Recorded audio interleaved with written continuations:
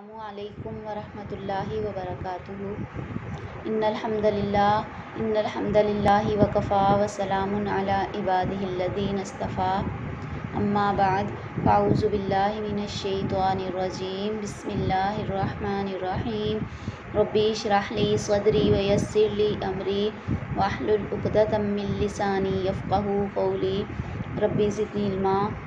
अज़ीज़ सामियात, जैसा कि आपको मालूम है कि हमारा टॉपिक चल रहा है मिसाली मुसलमान औरत अपने शोहर की इताअत गुज़ार होती है।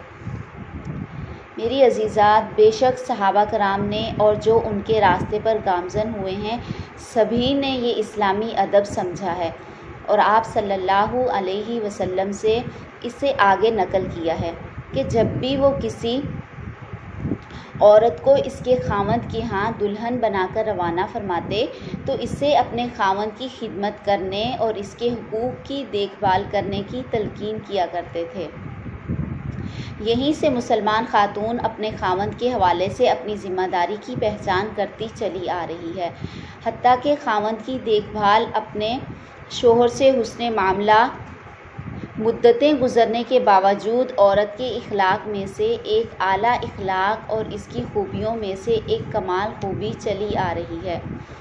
इसमें एक सादा सी मिसाल जिसे मशहूर फ़क़ीहा इब्न जौज़ी रहमहुल्लाह ने अपनी किताब अहकामुन निसा में ज़िक्र किया है कि दूसरी सदी हिजरी में एक नहायत ही पारसा शख्स थे जो शब ज़िंदादार और रोज़ेदार थे, जिसको शुएब बिन हरब कहा जाता था।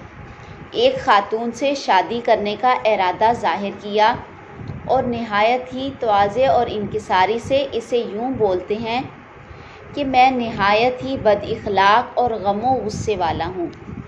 इसके जवाब में औरत नहायत ही खुश उसलूबी, फतानत और हाज़िर जवाबी से यूँ कहती है कि वो शख्स जो तुझे इश्तियाल गुस्सा दिलाता है वो तुझसे भी बढ़कर बद इखलाक और तंग मिजाज है। तो इस जवाब पर आदमी समझ गया कि वो एक समझदार, पुख्ता अकल और ज़हीनो फ़तीन औरत के सामने खड़ा है। तो वो फिलफौर पुकार उठता है कि तब तुम ही मेरी शरीके हयात बनने के लायक हो।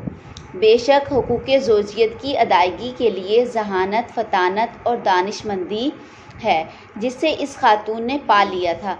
इस खातून होशमंद ने अपने नफ्स को पैगाम निकाह भेजने वाले मर्द के सामने इस अमर को पुरज़ोर तरीके से साबित कर दिया है कि जब कोई औरत अपने खावंद की नफ्सियात को समझ जाए, इसकी आदत की पहचान हासिल कर ले, इसे राज़ी करने वाले और इसे नाराज़ बनाने वाले कामों की शनासाई कर ले, तो वो अपने शोहर का दिल जीतने की और इसकी पसंद व मायार का अहाता करने की और हर उस शगाफ को बंद करने की हिम्मत व कुदरत पा लेगी जिससे इख्तिलाफात की हवा अंदर आ सकती और अज़दवाजी ज़िंदगी के साफ़ और पाकीज़ा माहौल को मुकद्दर बना सकती है।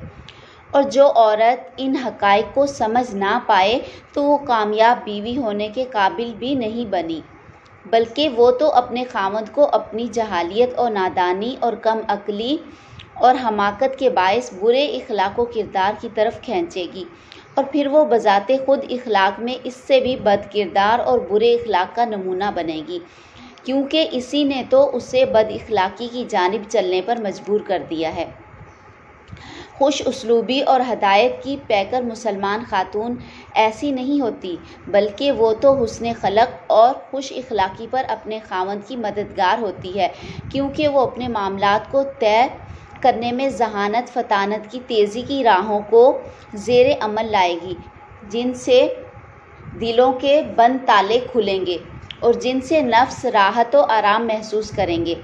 वो इससे बंदिश से भी आज़ाद होती है कि हक़ ज़ौजियत की बेहतरीन इंजाम दही सिर्फ़ माशरती खूबी ही नहीं है कि जिसकी बिना पर वो अपनी सहेलियों में फ़ख्र व गुरूर कर सकती हो, बल्कि ये तो इसका दीन है जिस पर अल्लाह ताला ने इसका मुहासबा करना है। अल्लाह ताला इसका मुहासबा करेगा। अगर नेक बीवी हुई तो उसे सवाब से नवाजेगा और तकसीर की मुर्तकब होने पर इसका मुआवजा भी फरमाएगा।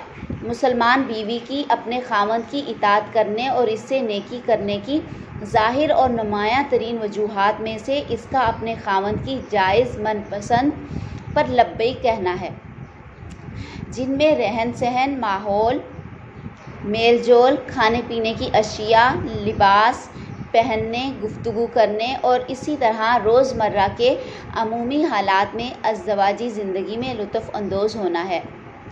جیسے جیسے بیوی ان کاموں میں خاوند کی ہاں میں ہاں ملاتی جائے گی، اسی مقدار اور تناسب سے ان کی ازدواجی زندگی میں سعادت، خلوص اور خوشگواری بڑھتی جائے گی۔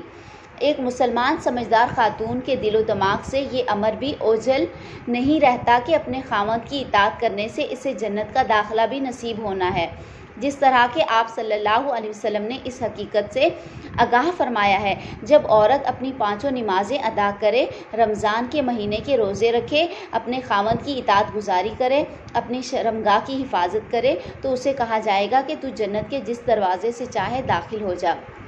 مسند احمد حدیث نمبر 191۔ اسی طرح سیدہ ام سلمہ رضی اللہ عنہا سے روایت ہے، کہتی ہیں کہ آپ صلی اللہ علیہ وسلم نے ارشاد فرمایا، جو عورت اس حال میں فوت ہو کہ اس کا شوہر اس سے راضی ہے تو وہ جنت میں داخل ہوگی۔ ابن ماجہ کتاب النکاح حدیث نمبر 1854۔ ایک سمجھدار مسلمان خاتون اپنی اس ذمہ داری کو سمجھتی ہے جو اسلام نے اس کے خاوند اور اس کے اولاد کے حوالے سے اس کے کندھوں پر ڈالی ہے، کہ اسلام نے اپنے خاوند کے گھر اور خاوند کی اولاد کی نگران ٹھہرایا ہے اور اسے اس ذمہ داری اور نگہبانی میں خصوصاً الگ طور پر ذکر کیا ہے۔ یہ تذکرہ اس فرمان رسول میں موجود ہے جو متفقن علیہ ہے، جس میں آپ صلی اللہ علیہ وسلم نے معاشرے کے ہر فرد کی اپنے اپنے دائرہ کار اور اپنے اپنے ماحول کے حوالے سے ذمہ داری کو بیان فرمایا ہے، جس کے تحت معاشرے کی ہر فرد، چاہے وہ مرد ہو یا عورت، اس ذمہ داری کو اور مسئولیت سے بچ نہیں سکتا۔ فرمایا، تم میں سے ہر ایک نگران ہے اور ہر ایک نگران سے اس کی رعایا کے بارے میں پوچھا جائے گا۔ آدمی اپنے اہل خانہ کا نگران ہے اور اپنی رعیت کے بارے میں ذمہ دار ہے، عورت اپنے خاوند کے گھر میں نگران ہے اور اپنی رعیت کے بارے میں جواب دہ ہے، اور خادم اپنے آقا کے مال میں نگران ہے، اور ہر ایک اپنی رعیت کے بارے میں پوچھا جائے گا۔ سچی مسلمان خاتون ہمیشہ اپنی اولاد پر شفقت و مہربانی کرنے اور اپنے خاوند کی خدمت گزاری کرنے میں پیش نظر آتی ہے، اور یہ ان اعلیٰ ترین صفات میں سے 2 صفات ہیں جن سے عورت ہر زمان و مکان میں خوبصورتی حاصل کرتی رہی ہے، اور آپ صلی اللہ علیہ وسلم نے قریش کی خواتین میں انہی 2 صفات کی تعریف بیان فرمائی ہے، جو اولاد پر شفقت کرنے میں اور اپنے خاوند کے مال کی دیکھ بھال کرنے، ان میں امانت و دیانت رکھنے، اخراجات پورے عرب کی مستورات میں ضرب المثل تھیں۔ بہترین مستورات میں سے بہترین عورتیں قریش کی عورتیں ہیں، جو اپنے بچوں کی صغر سنی کم عمری میں انتہائی مہربان ہوتی ہیں اور اپنے خاوندوں کے پاس موجود مالوں کی بہت زیادہ نگہبانی کرنے والی ہوتی ہیں۔ صحیح بخاری کتاب النکاح۔ یقیناً خاوند سے سلوک، اس کا ادب و احترام اور اس کی عزت افزائی ہماری امت میں انتہائی عمدہ اخلاق شمار ہوتا ہے، اور یہ ان مکارم اخلاق میں سے ہے جو دور جاہلیت میں بھی مروج تھے، جنہیں اسلام نے بھی برقرار رکھا ہے اور مسلمان عرب نسلیں جس کی وارث بنی ہیں۔ اللہ تعالیٰ ہمیں صحابیات کے نقش قدم پر چلنے کی توفیق عطا فرمائے۔ اور کل کا ہمارا لیکچر ہوگا انشاءاللہ۔ کل کے لیکچر میں ہم جانیں گے کہ رخصتی کے وقت مائیں اپنی بیٹیوں کو خاوندوں کی خدمت گزاری، ان سے حسن سلوک کرنے اور ان کی عزت افزائی کرنے میں نصیحتیں ضرور کریں۔ وآخر الدعوانا ان الحمد للہ رب العالمین۔ السلام علیکم ورحمۃ اللہ وبرکاتہ۔